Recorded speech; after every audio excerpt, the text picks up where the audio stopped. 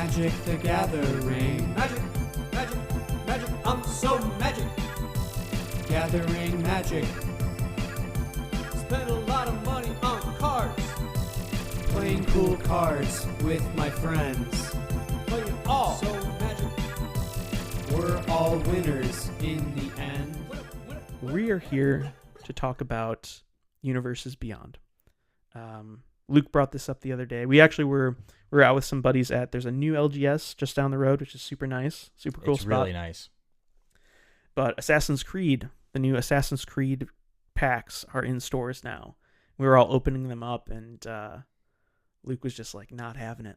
He was like, "What is this?" I hate this set, in fact, and I want my money back. I want my $6 back from the one pack I bought.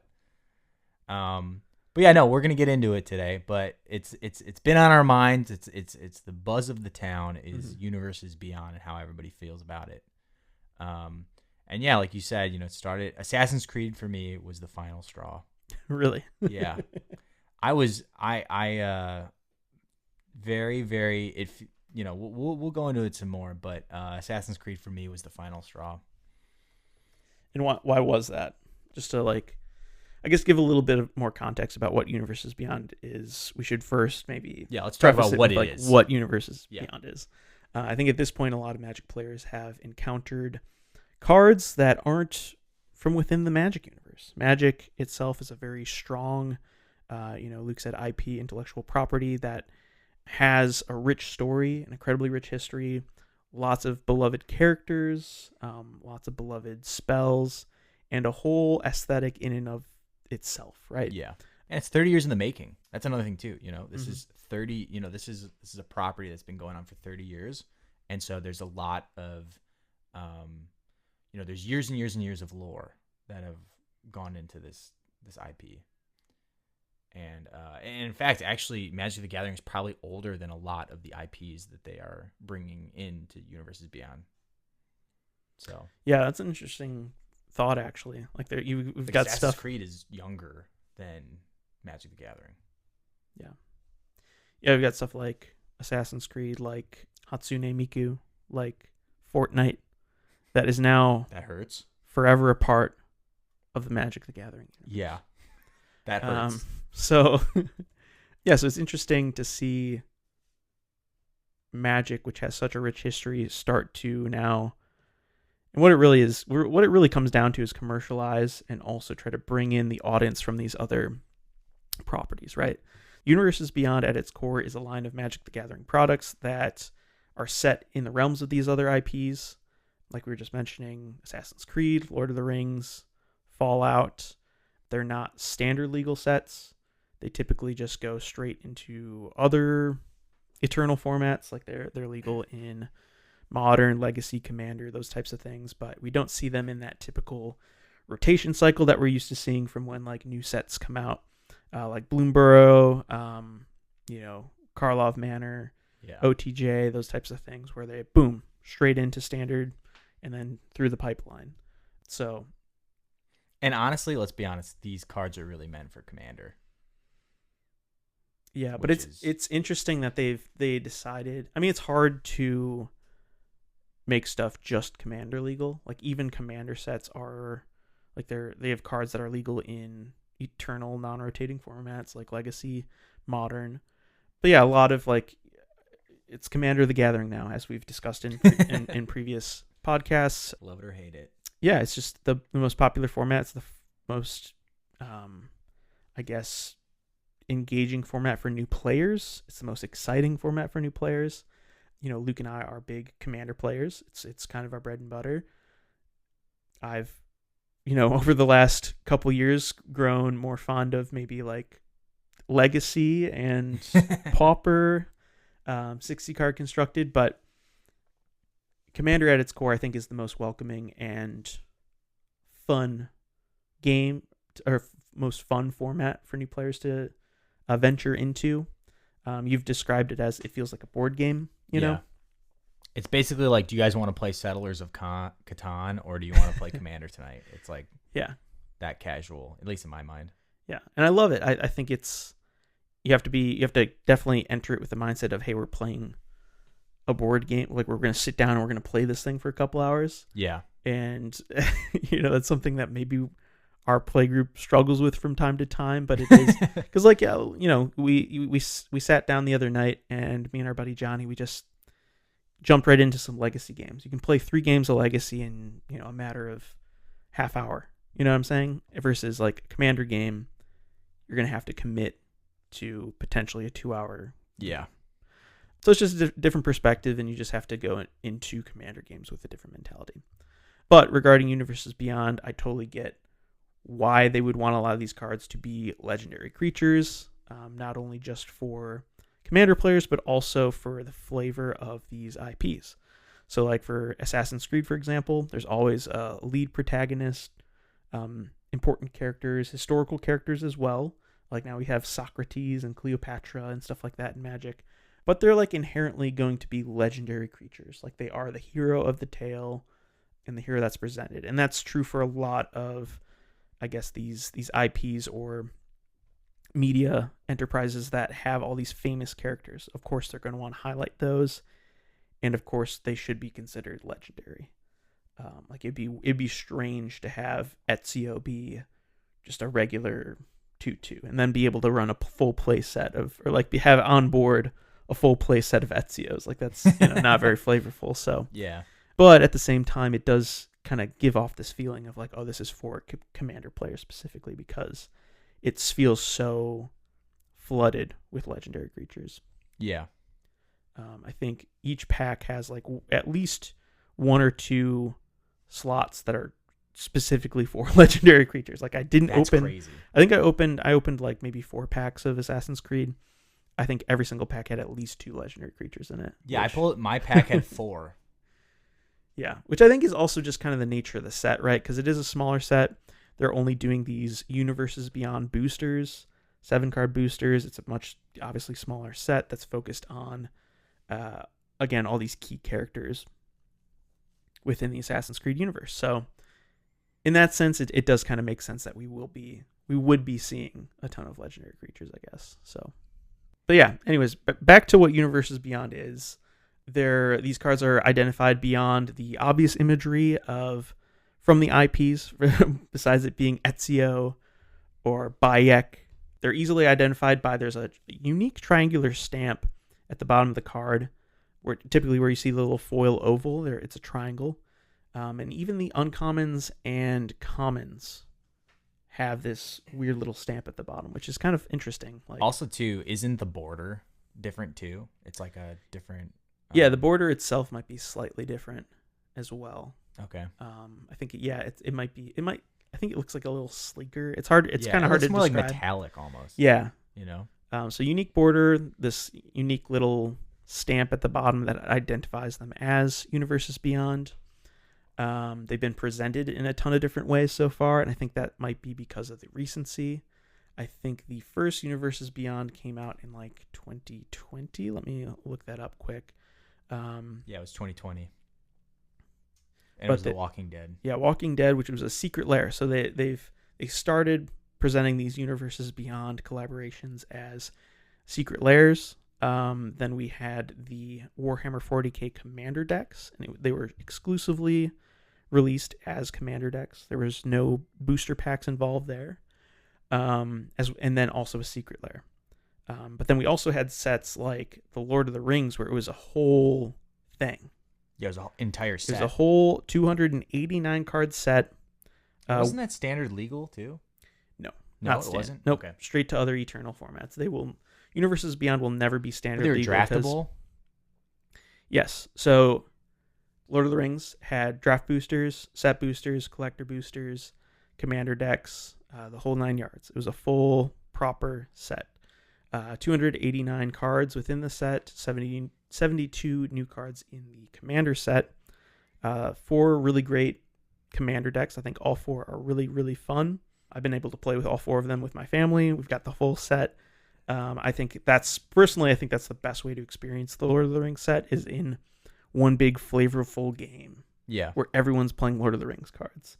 Again, like you were saying, a board game, like we're going to play a Lord of the Rings board game with our Magic the Gathering decks. You know what I mean? The commander decks are great. People are probably really mad at that. But it's true. Yeah, and no, I think again, at its core, Magic the Gathering is, in my opinion, inarguably the best game ever created. It's just so fun. It's just an incredible game. So I think this is where Universes Beyond really shines, actually, is through products like Commander decks where, hey, let's sit down and we're going to do, like for fans of Doctor Who, for example. Like Doctor Who isn't my thing. But I imagine Doctor Who fans being like, oh, I've never played Magic before. This seems like a good opportunity to do that. And me and my buddies, we can all get these Doctor Who decks and we get to play with all of our favorite characters and moments from the Doctor Who TV series and like get to live those a little bit through the mechanics of this really well made game. Even though I don't personally like Doctor Who, and I think that's where maybe some of our issues start to pop up, is IPs that feel like they aren't inherently like Magic, or they don't scream Magic, they aren't flavorful to the game. I mentioned Doctor Who. There's also Transformers. There's Fortnite. I think it's the funniest thing in the world when you've got like a Transformer that on one side of the card is like a jet plane. Yeah, it hurts. And that's a Magic the Gathering card. Like we were saying earlier. Yeah. So wait, really quick. Yeah. Taking a step back. So yeah, let's kind of jump into it. We have an idea of what Universes Beyond is. So let's just start. Like, what are your issues? What are your main issues with Universes Beyond as a whole?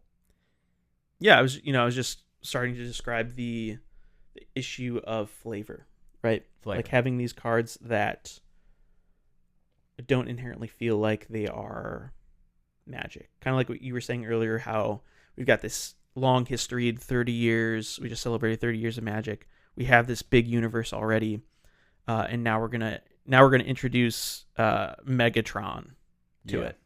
Now we're gonna introduce Aragorn to it. We're gonna introduce the Fortnite llama or whatever. Like yeah. It's hard to, I think, connect the two a little bit flavor wise. It does feel like a bastardization of like a legacy a little bit. Yeah, because we will sit down to play. Like here's a good example of this. In the recent Pro Tour for Modern Horizons 3, for Modern Constructed, we saw a lot of the decks pop off with lists that included the One Ring. Obviously, the most powerful card from the Lord of the Rings set. Definitely. We saw the one of one serialized the One Ring. That was a huge fad. Serialized cards aside, it was a phenomenon. The whole Post Malone buying this $2 million One Ring Magic card. Pretty cool. But now we look at Modern, which you sit down and it's all universes within.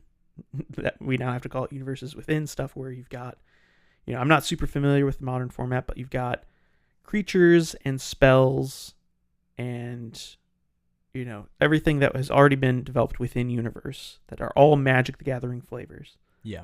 All flavors of the Magic the Gathering world, I should say. And then also at that table, you have the One Ring from Lord of the Rings. Yeah. And, to what you were saying about the bastardization of the game, it does feel a little funny that we've got this like really rich world and worlds. I mean, I think of all the planes that we have and all the different stories, all the different planeswalkers that we have, all the different main characters that are the mascots of this game, and they all have to go up against the One Ring. Yeah. And almost every deck runs the One Ring. Same thing for Legacy. Yep. There are definitely decks that don't run the One Ring, but it's such a powerful card that how can you argue to not play it? You've also got cards like Fourth Aerolingus, an incredible Boros card that's just busted, but you're basically creating a bunch of like human warriors from the Lord of the Rings world. Yep. You've got Lorien Revealed, another really great card for a bunch of different formats. Pauper, Legacy as well. That it's literally got Frodo and the Hobbits on it. It's just, it is weird. It is a little jarring, I guess you could say, seeing the faces of another IP go up against like Teferi. It's just kind of, it doesn't really resonate at times. I can see that, Yeah, I feel, exactly. A problem too I have with Universes Beyond is that it feels a little bit like corporations being down with the kids, trying to get down with the kids. Like a couple years ago, Netflix said, like, in an official ad campaign, Netflix and chill, like years after people had been saying that, like on Twitter and on the internet and like with their friends and stuff, joking around. Yeah. And then like it's kind of one of those things where it's like when when a corporation like winks at the audience in that way years after it was funny and cool, it just kind of comes off as cringe. And in the same way, I feel like that's what's going on with Universes Beyond. So like for decades now, people have been proxying cards. That's something that we've always, like I remember I saw one that was like literally from the 90s.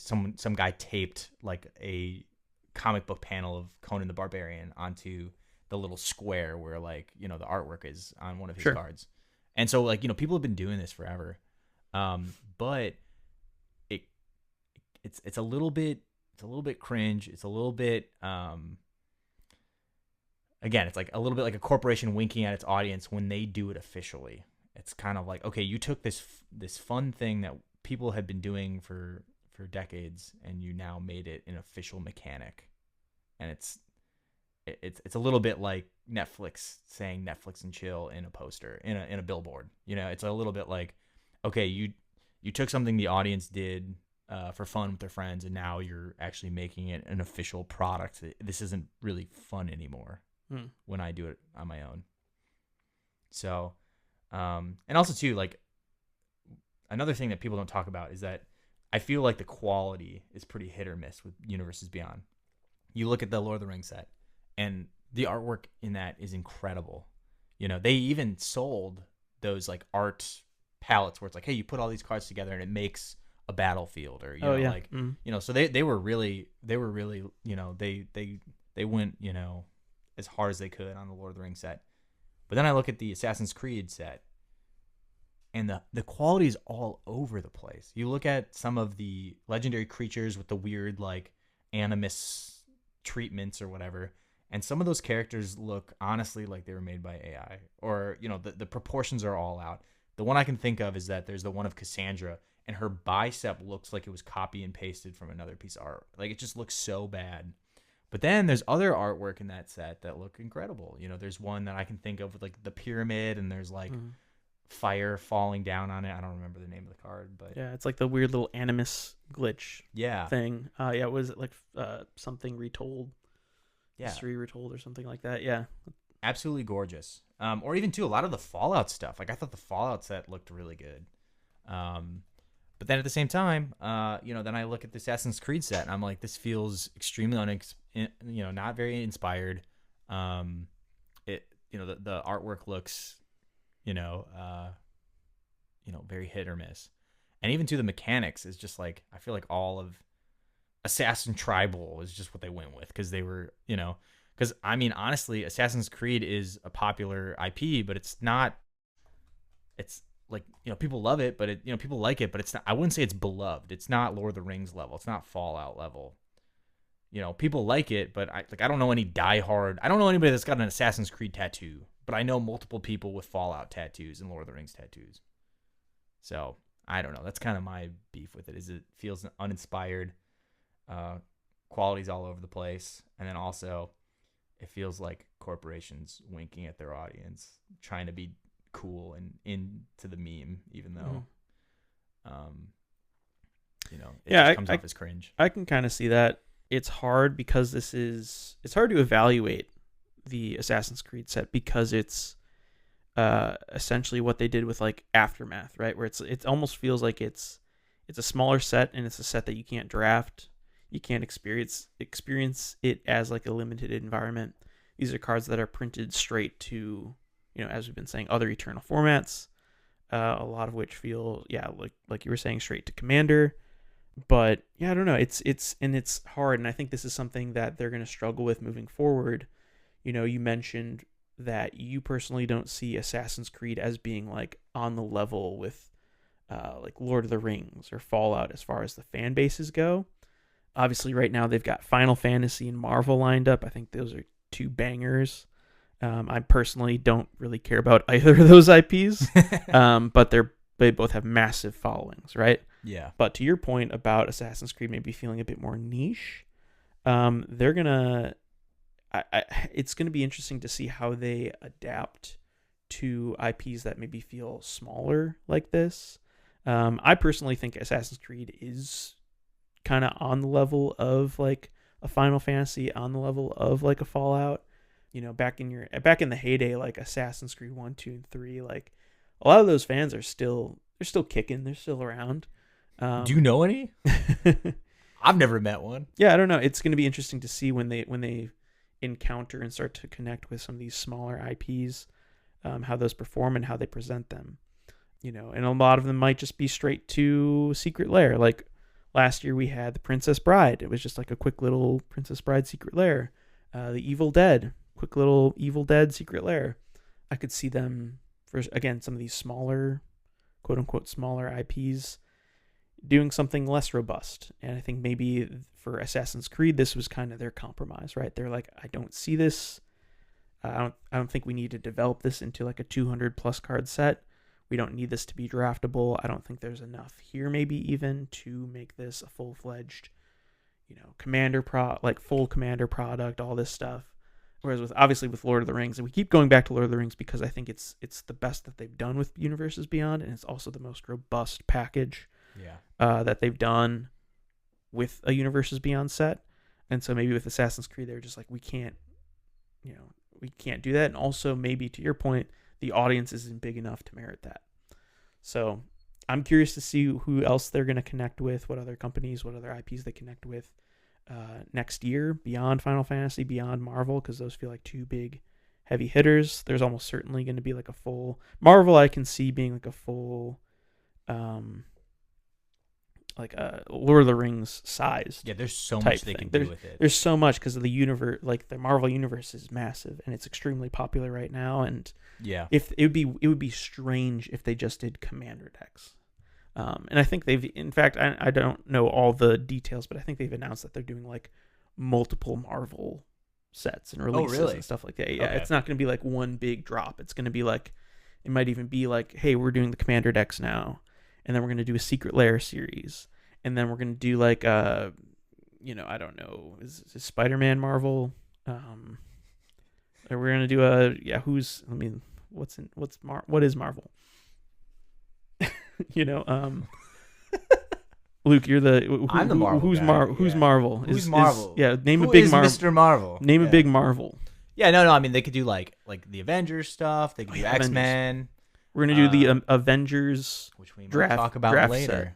Yeah, we're doing an Avengers draft set, but Fantastic Four is big. Fantastic Four. So like they could do a Commander deck for each of those things, or they could be like, hey, this is gonna be the Marvel big set where they have everything expanding the entire Marvel universe. We're going to build a full draftable set for that, and then we're going to do Commander decks based on each specific universe or each specific hero or whatever. But yeah, I think point being, it'll be interesting to see if that evolves and these sets get even bigger and bigger, or if they want to kind of like, I don't know how else to put it, but like a ton of small releases, like really pack their calendar full of Secret Lairs and Commander decks and all this stuff. Obviously, our current release schedule is insane. We have way too much product. I think we have way too many sets every year. Like going month to month from set to set, it's just hard to keep up, and it's hard to be like, it's hard to care, to be honest. Like we were just the other day talking about Bloomborough, and like I'm super stoked for it. I think a lot of these cards will look incredible. But man, they're already talking about like, what is it called? The shadow one, the horror one, Dusk. Is it Duskmorn? What is it called? I didn't even know they were doing a horror. They were doing a horror one it's like in October or something. But we're already doing. Guys, I'm informed, and I didn't even know they were doing a horror set. We just had Modern Horizons 3. I don't even remember anything about Thunder Junction anymore. I don't even remember anything about Karlov Manor anymore. Now I have to start caring about a Balin the Haymaker, a Rabbit Warrior. I have to start caring about stuff like this Whiskervale Forerunner, which this is a card that I showed to Luke the other night, and we were talking about this. And this is a whole other discussion, but like This card, Whiskervale Forerunner, is a 4 mana 3/4 mouse bard, right? Its effect is basically like whenever it becomes the target of something, you reveal cards from the top of your library until you find something with mana value 3, and it goes to the battlefield, yada, yada, yada. But that's my point, is like we have cards now that this is an extremely powerful effect. It's a cool effect. Don't get me wrong. I think this is cool. It's called Valiant or whatever. But it's a literal novel on the card. And like, how am I supposed to, with the amount of product we see each year, with the amount of sets, the amount of cards we see each year, how am I supposed to look at Whiskervale Forerunner? And I can personally recognize this as a strong card. It's not cracked or anything, but it's a strong card. It's a cool looking card.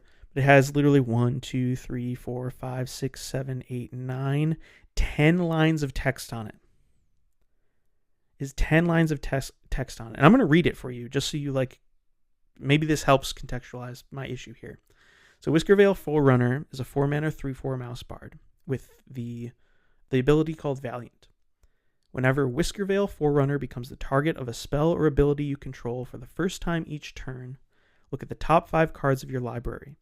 You may reveal a creature card with mana value 3 or less from among them. You may put it onto the battlefield if it's your turn. If you don't, put it onto the battlefield, put it into your hand. Put the rest on the bottom of your library in a random order. I just fell asleep while you were reading that. Yeah. And the problem here lies in the fact that like the effect here is pretty straightforward and something that after doing it like once or twice, people like understand like, oh, this Whiskervale Forerunner, like I know what this does. If I target it, you get card advantage. Bottom line. You sum that up in like 4 words. This goes into like, yeah, obviously creature decks, right? But man, is this going to be like, there's so many other cards every set that why am I sitting here reading a card with 10 lines of text on it that like, it's just one of those things. Like I'm starting to like maybe become an old head about Magic a little bit, but like I'm looking at Bloomborough and I'm excited because I love the flavor. My wife has a frog deck that I helped her build that this is like the frog set. There's a card called Polywallop that is Looks very fun. 4 mana instant. Spell costs 1 less for each frog you control. Like this is made for a frog deck, right? Yeah. Frog tribal deck that historically it's a bad deck. Not anymore. But no, there's lots of really cool little frogs, and I'm stoked about all the frogs. But also, I have like 3 other sets by the end of the year to care about. And I also, again, there was just Thunder Junction, and like I guess I don't have to care about that anymore. There's Modern Horizons 3, the premier set of the entire year. I guess I don't have to care about that anymore. It's like, again, where this is an aside from Universes Beyond, I get that, but yeah, but you're gonna take that Assassin's Creed set and you're gonna love it, okay? But yeah, I think my point being is like we were all in this state. Maybe not all of us, but the majority of people I think are in this state of like product burnout. Like there's just too much of it, and then on top of that, we have all these Universes Beyond. So how hard is Magic gonna go with these? Because they're obviously making a good amount of money with these partnerships. Like I think they're super lucrative, and of course that's why they're excited about them ultimately. But how hard are they going to go with Universes Beyond in 2025? It'll be interesting to see, and interesting to see like from your perspective, Luke. You did not like the set, partly because you don't really care about Assassin's Creed, partly because you don't like the design, you don't like the aesthetics, you don't like a lot of the art, you don't think a lot of these cards are good, and I wonder if that's gonna kind of be the general consensus for some of these products moving forward. Okay, so wait. So we just railed on Universes Beyond for a while. What do you like about Universes Beyond? We just railed on Assassin's Creed specifically. Yeah. I like this set. You like it? I like this set. And I'm not a diehard Assassin's Creed fan by any means. I would call myself an Assassin's Creed Origins set. Like I'm a Bayek fanboy. That's like my relationship with Assassin's Creed. I think Origins was a really fun game. Dude, they did him so dirty though. Did you see that artwork for him? He's got like a weird mustache, which he didn't have in the game. Well, we talked about Bayek's art, and yeah, Bayek, the standard border one is it was awful. It's not great. But I know you don't like the Animus frame, but the Animus Bayek looks awesome. He's got his bow. He's got his hood. It looks like Bayek of Siwa. I think this card looks awesome. And also, I'm just like a little bit stoked to have Bayek in my equipment deck. You know what I mean? You know, people are going to be stoked to have stuff like Mjolnir in the game. I think there are a lot of really great reprints. Like, obviously, Assassin's Trophy has been reprinted into the ground this year for some reason. But we also have Cover of Darkness, which was originally like a $40 card in Onslaught, is now you can pick one up for $5. Like, that's an incredible reprint, and I think that's one thing that helps these Universes Beyond sets shine is by including high value reprints like this. I think they also have black market connections in this set. There's Sword of Light and Shadow, Sword of Feast and Famine. So outside of the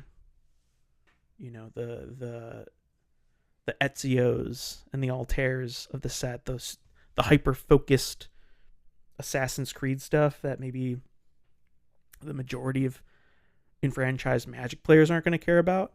For the Magic players, we have reprints of expensive cards that are now going to help bring those prices down a little bit, make them a bit more accessible. Sword of Light and Shadow, another great example. It's like a $20, $30 card that you can now pick up for $8. Like, that's awesome. Same thing with Black Market Connections. I know that's gotten a couple reprints since Baldur's Gate, but originally that was like a $20, $30 card. Now you can pick one up for $8. So I think the reprints definitely help with these types of sets. It sounds like you like this set because it devalues expensive cards that are reprints. No, that's one facet that I think that's one strength. We're talking about the strengths of Universes Beyond, right? Yeah.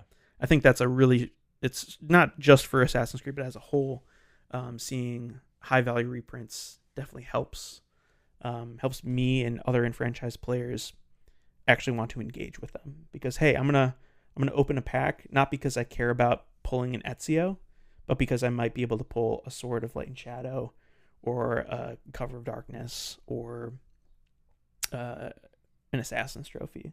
Do you think that the Assassin's Creed set brought people into Magic the Gathering that had never played before? Maybe. I think that's like part of the, we were discussing this the other night, how I think that's part of the goal with these types of sets is to bring people from other IPs, collectors of those IPs, into Magic, if not just to buy packs or buy cards of like a Pip-Boy because they like Fallout. Oh, I've got this cool foil Pip-Boy that I can put on my desk and it's a Magic card, and it gets these fans of Fallout to actually start thinking about Magic, if not just to like collect the cards. Like, I think it's a really cool thing to bring people into the game, an inclusive way of bringing people into the game that might not otherwise care. Like Warhammer is an example of another really big, geeky gamer fan base. Same energy that felt like a really organic pairing. I'd like to see stuff that doesn't feel so organic, like the Doctor Who, right? Like, it's like, obviously it's like, a nerdy show or whatever. Like, there's a nerdy fan base for Doctor Who. Yeah. And there's definitely crossover, but I don't think, like, at its core, like, I'm sure there are a ton of Doctor Who fans who were like, oh, there's a bunch of cool little cards of all my favorite doctors. Like, that's so cool. Oh, there's like there's a deck for this doctor I love. Like, I'll get that and like maybe figure out how to play it or something. So I don't know. I think it's cool to see people maybe get into Magic through Universes Beyond. No, I'm into it. I also would say that a big, bonus and the obvious why everybody an obvious positive part of Universes Beyond is that when you love a franchise and you see it come to Universes Beyond, it's a pretty good feeling, So like my favorite franchise of all time is the Street Fighter franchise, and my favorite fictional character of all time is Ryu. So seeing my boy Ryu on an official Magic card with like unique mechanics that totally fit him, it feels good to see. Yeah, it feels really good to see.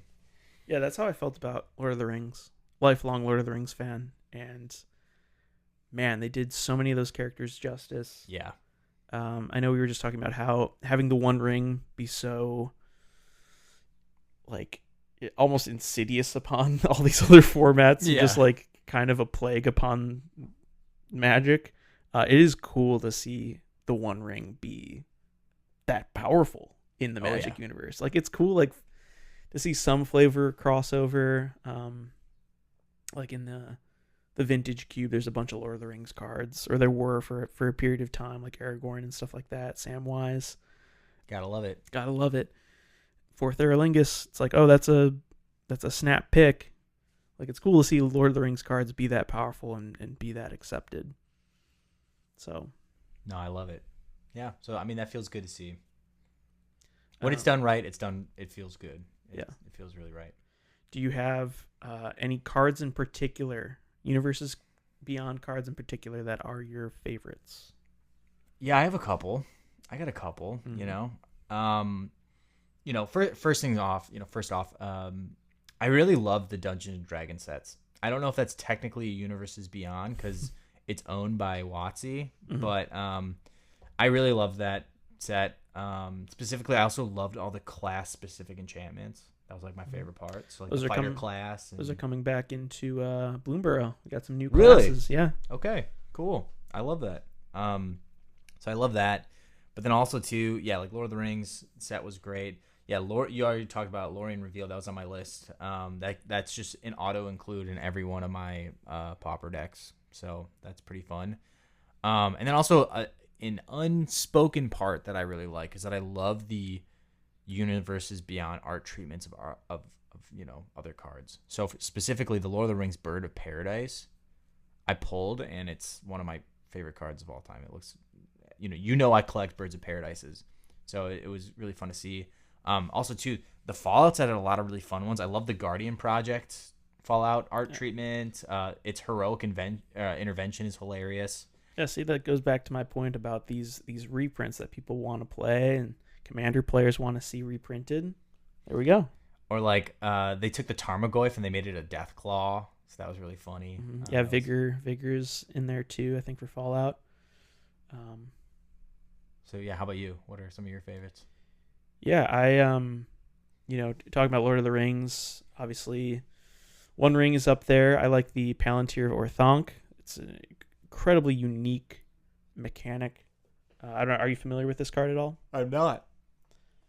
It's basically, so it's Saruman's orb, right? That's so from cool. from the story. And it allows you to, it's a weird trigger. Like, I think it adds a lot to like a game of Magic. Specifically, I'm thinking like Cube. But it's an incredibly powerful tech for a lot of archetypes. Obviously Mill, Reanimator, but also just in, like, you can make it pop off with like weird storm decks that have high mana value payoffs. It's just an incredibly dynamic card that slots into a lot of these archetypes and makes you kind of rethink them. But yeah, so basically what Palantir is, so Palantir of Orthanc is a 3-mana legendary artifact. At the beginning of your end step, put an influence counter on Palantir of Orthanc and scry 2. Then target opponent may have you draw a card. If that player doesn't, you mill X cards, where X is the number of influence counters on Palantir of Orthanc, and then that player loses life equal to the total mana value of those cards. So I know I was just dogging on cards being a paragraph long. Yeah. And this is an extremely like complex card, but I think it plays out really fun. Because you're forcing your opponent to, like, hey, I get to scry, I get to look at these cards. Now you get to choose if I get to like draw one of those, or if I have to mill them into my bin, which will usually help me as well. Yeah. And then you take damage. So it's like, It's pretty hey, good. I either get to scry 2, draw 1 every single end step, or scry 2 and then do damage to you. Like, this is just like a super cool high value card for 3 mana. It sounds really good. So this is definitely one of my favorites. I had to throw one of the Transformer cards in. Why'd you do that? Because, I don't like Transformers. I don't. But I think it's so funny seeing like cars, seeing like a Camaro That hurts. in on the Magic Gathering board. So I picked Slicer Hired Muscle. I think he's by far the coolest Transformer in the set, because basically what this does is at the beginning of each opponent's upkeep, you may have a player gain control of Slicer until end of turn. If you do, untap and goad it. So you basically give them a 3/4 double strike with haste that is going at the other two players in the commander game. And then if you don't, you can also convert it. You pretty much never convert this into a Honda Civic. Yeah, it looks like a Thunderbird or something like that, an old muscle car. But just the front face of Slicer is so funny. Well, wait, can you go to the other side again? I just want to see what the creature type vehicle. Okay. Yeah, they're all. I was hoping it would just say car, but yeah. No, they're all vehicles. They're all vehicles. That's funny. But yeah, Slicer is it's such a fun commander card, and it's just funny to be like, hey, here Wait. you can have your car back. Like when your opponent is like, everybody take your car back. The mechanic that he has is called More Than Meets the Eye. Yep, that's the mechanic for all the Transformers. That hurts. Yep, it's so cool. And of course, I have to shout out Bayek of Siwa once again. The man with the mustache. Does he even have a mustache? Yeah, now? Look, he's got a mustache. Why? No, he's clean shaven. Wait, his mouth. That's just his lip. Oh, that's just weird art. Okay. Yeah, I thought it was a mustache. it actually does. It does look like Bayek. I agree. It's not. I don't really like this art too much, but the Animus that looks way better. Looks so sick. He's really. I mean, he's not that great for being honest, but he's a 5-mana 3/4 human assassin. Can you believe that there are assassins in the Assassin's Creed set? Who would have thought? But he's got double strike, and as long as it's your turn, other historic creatures also have double strike, which is awesome. I've got an Astor Bearer of Blades equipment deck that is pretty much exclusively other legendary creatures, a couple artifact creatures, as well as some vehicles, which count as historic creatures when you crew them. So this is just a good card. It's nothing crazy, but I also just want to have Bayek in my that's just cool equipment deck. Like, it's just cool. Yeah. I wish his creature type was human dad or Egyptian dad. Egyptian dad was like that's his true creature type for sure. True creature type. Yeah, so those are a few of our favorite Universes Beyond cards right now. But looking forward, Luke. Yeah. Let's talk about our top 3 IPs that we would love to see become Universes Beyond sets. Okay, let's have a little fun here at the end. I love it. You just want to go one at a time? Sure. Like I do one, you do one. Yeah, okay, exactly. Sure. You go first. So I broke mine down into my top 3 based on which one would have a full set, which one would have commander decks, and then which one would just become a secret lair. So for my full set, a full set on Elden Ring would be incredible.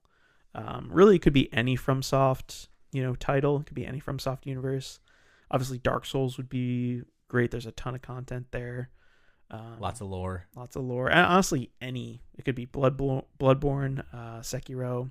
Doesn't really matter. I just want a FromSoft full set. Yeah, straight up. That's kind of a no-brainer for me. That's the easy one, but I had to include it. It had to be said. Heck yeah. How about you? What's number 1 for you? All right. These aren't in any particular order, but my first one would be Arthurian Myth. And I know we kind of had something similar with the Eldraine set, but I've been really obsessed with this book series this year. I've just read all the books. It's called The Warlord Chronicles by Bernard Cornwell, and it's a modern retelling of Arthurian myth. And through it, there's so many fun characters you could do. There's also a lot of artifacts. Part of the book is that there's this internal fight between pagan, the Britannian pagan beliefs and Christianity, and so all these pagans are trying to find these artifacts to resummon the gods and kill Jesus. Is basically what they're kill the belief in Jesus. And so it's kind of it's a really good book. There's also a lot of really fun characters in it. Everybody has a famous sword, so it just kind of writes itself that you could have the swords of whatever, and also too, the setting is really fun because it's it's Great Britain, but the way it's described, it's almost like a weird limbo place that's otherworldly, the way that it's described in the book. So I think Arthurian Myth would be really fun. There's a lot of cool characters, a lot of cool artifacts you can make, and you could do some really fun, like, basically like paganism versus the Catholic Church kind of energy. So that could be pretty cool. Yeah, what's your second one? Real quick, if you had to, Yeah. would you make this a full set, a secret lair, or a commander decks? I would make it a commander deck. Okay. I think it's kind of in that middle ground. I don't know if you Mhm. can make a full set out of it without like dipping too much into Eldraine or other, Lorwyn, that kind of stuff. Because that's the thing, there's all these like mythical creatures in it that like, they have like, they have like unicorns in them, but they're described as being like hairy and feral. It's kind of fun. So it's like, I think we'd make a really fun set of like 4 commander decks. Cool. Heck yeah. Yeah, speaking of commander decks, I was thinking long and hard about this. I forget why this came up, but I think we were talking about Indiana Jones the other night. Yeah. And so my commander decks are going to be Universes Beyond, Harrison Ford. Okay. And the fugitive, Yeah, so it's going to be a set of 4 commander decks. We're going to do Han Solo, obviously from Star God. Wars. And this is going to be this would be realistically a nightmare to try to get all the like rights to this. Yeah. But we'd make it happen for Harrison. So we'd have one of them would be Han Solo. One of them would be Blade Runner, because obviously. Oh no. One of them would be Indiana Jones. And then I couldn't think of like a solid 4th option, so I just went with Cowboys versus Aliens. Cowboy. Dude, I Harrison love Ford. that movie. Like, Yeah. I hate to admit it, but I love that movie. It's so random because it's Daniel Craig and Harrison Ford as cowboys, Yup. which already like Killing full aliens. stop sounds crazy. Sounds like a crazy film. And then you're going to throw aliens into the mix? Yeah. Of Daniel Craig, Harrison Ford cowboys? Also, people will forget he's James Bond. He's British. Yeah. So He's got like a weird southern accent in it. It's great. the alternate commander of that deck would be Daniel Craig then. Yes. Yeah. So that's my commander decks. Harrison Ford, Universes Beyond. Let's make it happen, WotC. You cowards. I love it. Let's get Harrison on the horn. Dude, heck yeah. Heck yeah. All right, what's number 2 for you? All right, my number 2, God of War. So, okay. Surprise. Surprise, God of War. Okay. Hear me out. This set I know I already just talked about Arthurian myth, but without spoiling the recent games, it looks like Kratos and his son Atreides. No, yeah, Atreides. Wait, no. Right? Is it? Atreides. Yeah. Atreides. Okay. Atreides is Yeah, Dune. yeah, that's Dune. Sorry, Atreus. I can't say it right. I'm blanking. Atreus or something. Atreus. Yeah. Well, his name's Loki, so it's Oh, yeah. But no, I mean, like it looks like they're just gonna be bouncing around from one mythology to the next, and there's theories that the next game is gonna take place in Egypt. Ooh.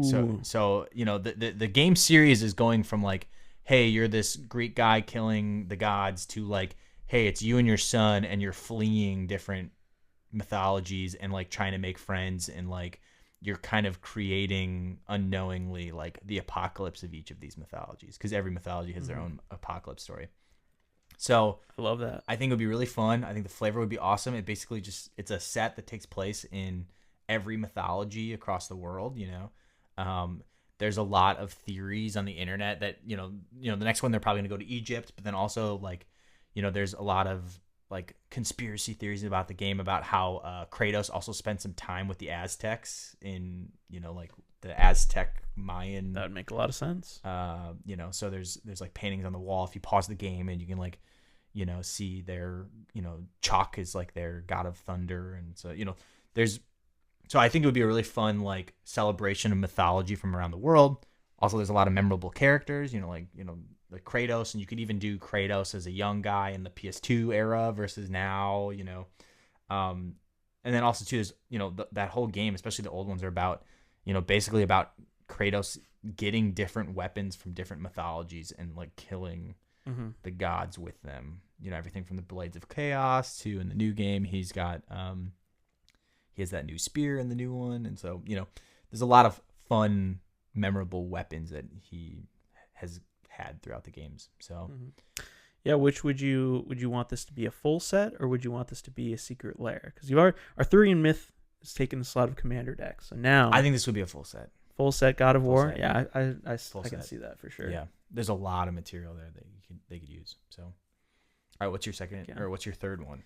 All right, so for my third one, I had to like dig deep. I also wanted to. I was looking at something like the top grossing media franchises, like the Pokemons of the world. Okay. And I was looking, and I was kind of surprised to see this high up. So my secret lair, because I did full set Elden Ring, Commander decks Harrison Ford. Okay. And my secret lair is going to be Cars by Pixar. Okay. It's like a multi-billion, like I obviously Cars was incredibly popular when it dropped, but I was surprised to see it's like within the top 20 or whatever top grossing media franchises of all time. So I was like, Cars, yeah. Kind of like how I love Slicer so much because he's a car. I was like, let's bring like anime, like absolute Pixar cars. Yeah. Let's bring a bunch of Pixar cars to Magic the Gathering. Okay. And it would be a set where it would reflect a bunch of universes within vehicles, so already created vehicles, and it would be a secret lair of 5 because I don't like secret lairs that are only 4, so it had to be 5 cars. So we're gonna do Lightning McQueen. He's gonna be the deluxe dragster. Doc Watson would be the Indomitable. Just felt flavor wise, he's nice. kind of the dominant force of racing in his heyday. Mac would be Horde Hauler. Just seems like he's a pickup truck, Horde Hauler. Sally would be Cultivator Caravan, just because she's very loving and cultivated her community within Radiator Springs. All right. And then Tow Mater would be Reckoner Bankbuster, because Mater's kind of clunky, kind of busted stuff. He's like and Reckoner Bankbuster is just a really strong card, but it just kind of gives this like Mater vibes. You know what I'm saying? Gosh. So yeah. that's my full Cars secret lair. Watsy, just let me be in the credits, because like there you go. You got your Cars secret lair all lined up. I got it all set up for you. So let's make it happen. I love that. I love that. Yeah, I don't know That's why. awesome. And then we got to do get Rascal Flatts Ooh. up in there, sing some Life is a Highway. Yeah. For the promo trailer, I think would just get us all pumped for it. There needs to be a QR code that just takes you to go buy the album on iTunes. Yeah. The Rascal Flatts album. So that's my Universes Beyond Secret Lair. What would your Universes Beyond Secret Lair be? Ooh, okay. Hear me out. Mine's equally as goofy. One of my favorite bands, top 3 favorite bands of all time, is the Gorillaz. Okay. And if you know anything about the Gorillaz, it's like the guy who from Blur, Damon Albarn, and then he I don't know the exact lore because he tells it differently every time that he's interviewed and asked about it. But he has all the music videos and the band is like a virtual band, and there's there's fake lore for each of the band members, and and each album is like a continuation of the band's story as they so the first album they were teenagers, and then the most recent album they're in their 30s. And so they progress over time, and then there's stories of there's fake stories. So in real life, Damon Albarn had a kid and did a solo album, but then in the Lore's band, they didn't make a new album because the bassist went to jail. So there's they fill in the gaps, and so I think this would be a really, really fun secret lair to have a Gorillaz themed secret lair. And I mean, we've already had Post Malone. So they're not opposed to doing musicians as that's true, actually, legendary creatures. Also, too, there's a lot of famous music videos because they're all pretty iconic, and so you could also have the album from the Plastic Beach. You could have the Plastic Beach itself be a land. You can get really fun with it. So yeah, I want a Gorillaz themed secret lair. Heck yeah. So Arthurian Myth is your commander deck. Yep. God of War is your full set. Yep. And then the Gorillas is your secret lair. Yes. I love it. Yeah. So it's interesting. Our both of our full sets are like video games, Elden Ring and God of War. Yep. Our commander decks are both books? No.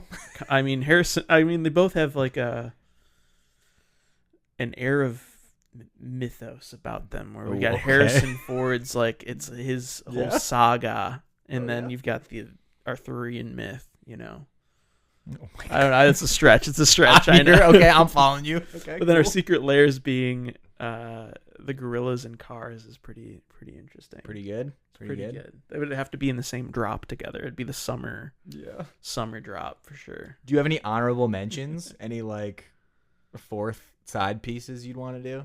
No. No. I think I was thinking earlier a little bit about potentially like a Studio Ghibli. I'm a really big fan of like Princess Mononoke, Porco Rosso, Spirited Away. Those would be fun as I think a secret lair. I don't know if we could probably do commander decks, but I think it would just be cool to do like a quick little 5-piece of we could do Porco, Chihiro, Prince Ashita. We could do Kiki from Kiki's Delivery Service. That'd be pretty fire. And then Nausicaa. It'd be 5 legendary creatures from 5 of my favorite Ghibli films. I like it. How about you? You got an honorable mention? Yeah, my honorable mention would be James Cameron's Avatar. I unabashedly love that movie. I love that series of movies. This is so funny. They're so bad and they're so good, and I love everything about them. I feel like you were saying you were like crying coming out of the so theater good, for Way of the Water or whatever. Way of Water, it was so good. Okay, I have a coworker who worked on those movies, and he's like, "Listen, Luke, they pop off. Like people are laughing now. They won't be laughing when it's." I'm like, he's like an animator, and he was like telling me, he's like, "Dude, they get so crazy. Like, just you wait." That's so funny. So I'm a big Avatar man. But no, I mean, think about it. Like there's so many cool creatures in that. Like, not even legendary creatures, just like cool little Pandora fellas. creatures. Yeah. I don't know. I feel like the ponytail mechanic. Plug your ponytail in something and get +1/+1. Oh, that's too good. We got Morph in there. I don't know. I feel like the reprints also kind of rewrite themselves. That's too good. So I don't know. I love it. I'm here for it. Well, so what are our closing thoughts on Universes Beyond? We've kind of done the whole good, bad, and the ugly of Universes Beyond. What is kind of like your couple final thoughts about Universes Beyond as a whole, I guess? My final thoughts is that on one hand, I'm not a big fan in that it just feels tacky at times, and I feel like the quality is kind of all over the place. Right. But at the same time, when they do a property that you love properly, it feels really good. And I got to experience that with Street Fighter. So it's I'm a little torn. Yeah. Would you like to see them maybe go down that road more of just like a quick little secret lair with your IP that you love, or did you enjoy seeing something like on the scale of like Lord of the Rings, which we're gonna see with Marvel, which I know you like? I would prefer if it just stuck to secret layers. Gotcha. I don't want big sets. Gotcha. That's just me. Yeah, no, fair enough. I kind of, I don't know. I've got mixed feelings about Universes Beyond. I think as a whole, I think it does, and might be controversial. I think it does more good for Magic than it does bad. Interesting. Okay. Because it's bringing people in, it's allowing people to connect with cards like I was saying before, like Sword of Light and Shadow or Cover of Darkness. We get new reprints that also like. Yeah, but they can also just reprint that in a normal set. Yeah, but and that's fine. And I'm glad that they do that. But it's cool to see them in like a new flavor, right? So the Sword of Feast and Famine, you see Bayek. I'm pretty sure this is Bayek because it's got the crocodile with a Egyptian like blade. It's cool. And like if you're an Assassin's Creed fan, that like adds to the excitement of these older cards that are now, seen in this new light with the IP that they love. And I love the creativity scene in Lord of the Rings. I keep going back to that, but I think it's the best Universes Beyond set we've seen. The Commander decks were very well thought out. They're really fun to play. Lots of great new cards for Commander, for other Eternal formats, for Cube. And yeah, it just brings more people into Magic, which is what it's all about. It's all about the gathering, folks. Not to be corny, but it's cool to see people who might not have cared about Magic pick up little Pip-Boy cards because they think they look cool. That being said, I do wish I would prefer if these took a back burner, if it meant Wizards could focus or be more focused and like be more discerning when developing core sets, sets within the universe. Yeah. Because again, talking about product burnout and like this like over saturated market right now with the amount of sets we're seeing, with the amount of new cards we're seeing, maybe they could take a little bit more care in those, and then I don't know, space them out a bit more, and then have either secret layers or I kind of liked the size of this Assassin's Creed set. You don't have to think so super hard about this because it's not. You can't draft it. You can't buy commander decks of it. So it's just kind of here for people who want to engage with it. I think that might be kind of the healthy middle ground. That being said, I do agree with you. I think secret layers are probably the best presentation for like quick little tastes of Doctor Who, if that's what you're into, of Transformers, if that's what you're into, or even commander decks. Like Warhammer was fine because boom, here are all the cards, here are the decks that you get them in, we're done. Like we can move on. Whereas like with Lord of the Rings, like I don't know, draft is fun though. That's the thing that I'm conflicted by, is like the draft limited experience of Lord of the Rings was so much fun. And then being able to take those cards from limited to constructed to, what have you, was great. So I'd like to see something like that with, like you were saying, it has to be an IP you connect with though. Because if they did a Fortnite, full 270 Fortnite cards, yikes. Yeah, I don't know. So like, let's keep Fortnite in the secret layers, but also maybe secret layers in these kind of smaller Assassin's Creed sized Universes Beyond sets kind of stay within their own little hemisphere. Agreed. So, but yeah, overall, I think they're a net positive. I think they're interesting. Let us know what you guys think about Universes Beyond. We would love to hear your thoughts and experiences with these weird IPs that probably shouldn't be in Magic, but currently are, and what IPs you'd like to see join the Magic world. Yeah. So we have this tradition of doing a Scryfall random Spirit Creature of the Week. And we do it where we random until we hit a creature. We're both allowed one free mulligan. I just had the thought, what if we do it until we find a Universes Beyond card? So we might be here for a little bit, but I think we can manage. It's funny you say that because I landed on a Universes Beyond creature Really? First rip. Yep. All right, we'll take her away while I'm trying to find one for myself. So I got Warbeast of Gorgoroth. Oh, nice. Which says, whenever Warbeast of Gorgoroth or another creature you control with a power of 4 or greater dies, amass 2 orcs.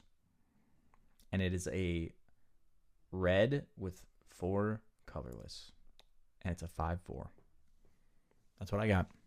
Is there any flavor text on any of the printings of Warbeast? Yes. So it says, drums rolled, fires leaped, and great engines draw by beasts crawled across the field. And I also got the cool border. So yeah, what did you get?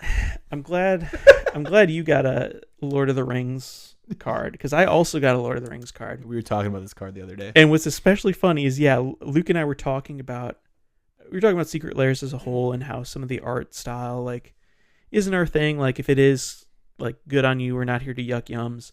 But I am here to yuck your yum if the weird alternate art of Arwen Mortal Queen, you like this. Because you're so crazy. You're crazy if you You're think on this drugs. looks good. You probably are, because this is, what's this style? I just think of it like stoner style. That's what I think of. Yeah, but it's like oh my God, this is going to drive me crazy. It's a specific style of art. I have to figure this out. You know what? I'm going to be right back. I'm going to go ask my wife. All right, yeah. I need to know before we continue.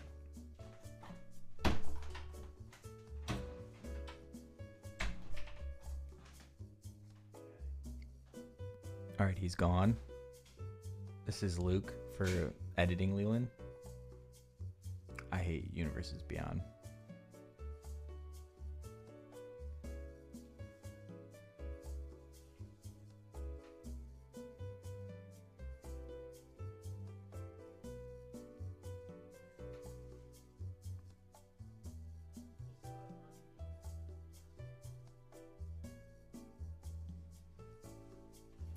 Oh, also, another editing Leland note. Elden Ring DLC, mid.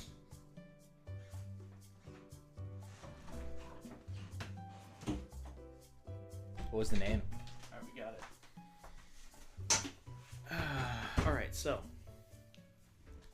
Art Nouveau. That's what the art style is? Yep, Muka in particular. I'm trying to find. There's one piece in particular that Maddie loves. Oh, it's this one. It's like the job poster, but this is 100%. So it's the Arwen Mortal Queen in Art Nouveau style, which Luke is also right. It's just kind of like hippie stoner style. Yeah, it's just stoner drugs inspired.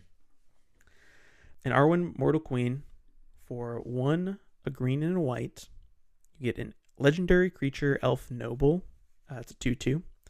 When it enters the battlefields, it enters with an indestructible counter on it. For 1 mana, remove an indestructible counter from Arwen. Another target creature gains indestructible until end of turn. Put a +1/+1 counter and a lifelink counter on that creature, and a +1/+1 counter and a lifelink counter on Arwen. Now, the only way I was able to read that was by looking at the oracle text to the right of the actual card, because if you were to tell me to read this card, if you presented the Art Nouveau style Arwen Mortal Queen to me and asked me what it did, I think I'd just rip it up and scoop my cards, leave, and never talk to you again. Yep, that's fair. Because it is extreme. It's you can't read it. It's illegible. You can't. It's completely illegible. I was pointing this out to Luke the other night. The casting costs in the top right, you can see the green pip, you can see the white pip, but you can't. I mean, there's a 1, but it's like weirdly also not in a circle. It doesn't look like a regular Magic the Gathering mana cost pip. It's just this weird little black 1. And then her ability is on her dress, which is kind of cool in concept. Really, really hard to read. It's like on her belly button. Her activation cost of 1 is in a little colorless circle on her belly button. Looks like a little buckle. So that's easy to miss. But also that begs the question, if that can be in a circle, why was the 1 in her casting cost not also in a circle? And I'm nitpicking here because it's just completely illegible. Just completely illegible. How did this get past QA? I don't know. But all of them, there's like a whole, I think this might have been a subset within the, what was it, the like special gift, they're like special collector boosters that they released during the holiday. And there's a whole subset of these. Like there's the 1 ring, which actually it looks pretty cool, but is like also insane. And like this one's like at least somewhat legible. Like these are actual words. There was a Gandalf one too. I think it was Gandalf the White got one. What have we become? What have we become? Where is he? Yeah, Gandalf the White one looks kind of sick because it's like a. Yeah, that looks cool. It's like a weird poster. It looks like kind of like a. It looks like it was like in like an 80s metal magazine. Yeah, cover. Exactly. It was like a 80s sci-fi movie poster or something. But yeah, so we're both chilling for our Scryfall randoms. We're chilling in the Lord of the Rings universes beyond this week, I guess. Yeah, we are. So we'll take it. All right. Thank you guys for listening to Wild Dogs Podcast. Be sure to answer this week's community question in the episode description, which is, if you were to pick any IP you could and make it in Universes Beyond, what would you pick? Let us know. And let us know why it's Avatar. Yeah, or Harrison Ford. Thanks to our sponsors. We currently have none. If you'd like to sponsor the show, please reach out to us via email at wilddogspodcast@gmail.com. Thanks to you for listening to the show. You can connect with us through Twitter or Instagram at wilddogspod, or over on Discord, which you are invited to, also in the episode description below. Finally, thank you to Johnny Bartlett for creating the intro and outro music. Please check out the link to his SoundCloud. They're Canadian. In the episode description. Until next time, Wild Dogs out. Thanks, everyone. Magic the Gathering.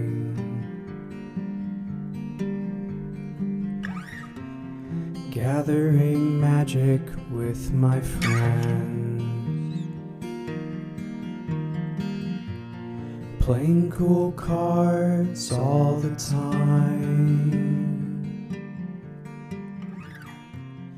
Tutoring love for all